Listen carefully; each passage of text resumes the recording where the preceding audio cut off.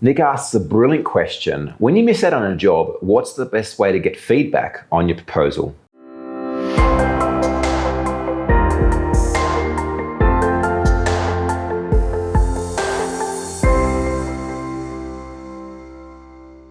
Today, Nick asks, when I miss out on a job, what's the best way of getting feedback on my proposal? Is it email, phone, and what's an appropriate question to ask?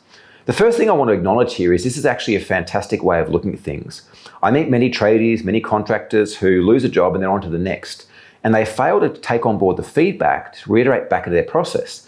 And even when a client says, oh, hey, we've decided to go with another company because they're cheaper, they take that as gospel, as truth, and they just move on. Something that worked very, very effectively for my trades business many, many years ago is that every single time I lost out on a job, I made the effort of either going around and seeing the client again or ring them up to ask them face to face, hey, I'm really curious to know, can I get some feedback around the process that we had? How did you find engaging with us through this quoting process? What were the reasons that you felt contributed to you choosing to go with another company? Now, even if they just said, oh, look, it's basically pure on price, I'm telling you right now, it's never purely on price.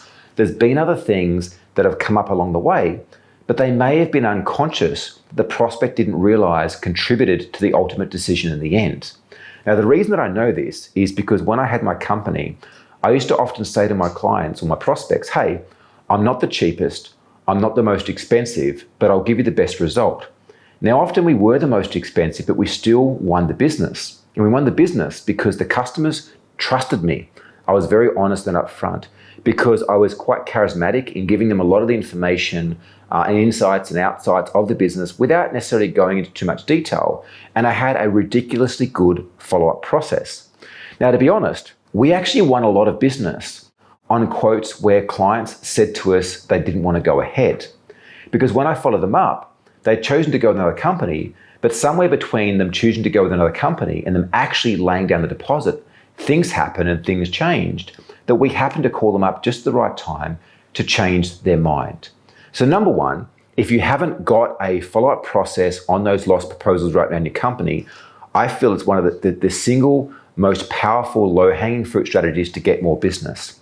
Whether it's because those customers get turned around and come with you, or whether it's because you gain really important feedback to iterate and implement into your quoting process.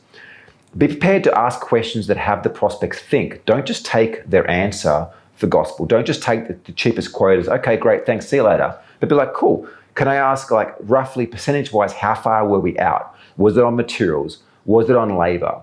What sort of product are these guys actually using, right? All that information can be really important for you to implement into your quoting process moving forward. If someone says, oh, hey, look, they were using this type of software or hardware and you guys are using this type of hardware, next time you quote, let the customers know, hey, we found in the past we're actually more expensive on this type of hardware. And the reason we choose this particular brand is for this reason, this reason, this reason, right?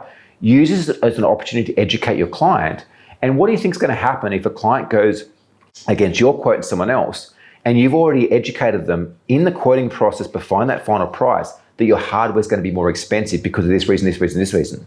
The moment they see your competitor's quote and they're like, oh, their hardware is cheaper, I know why that is. There's a good opportunity, a good chance they're not going to go with that company, right? They're going to come back to you and be like, hey, you were right because you chose to educate them. The whole quoting process is around educating your client to make the best decision, and price is, to be honest, a reason that they'll tell you to justify their reasoning behind choosing another company.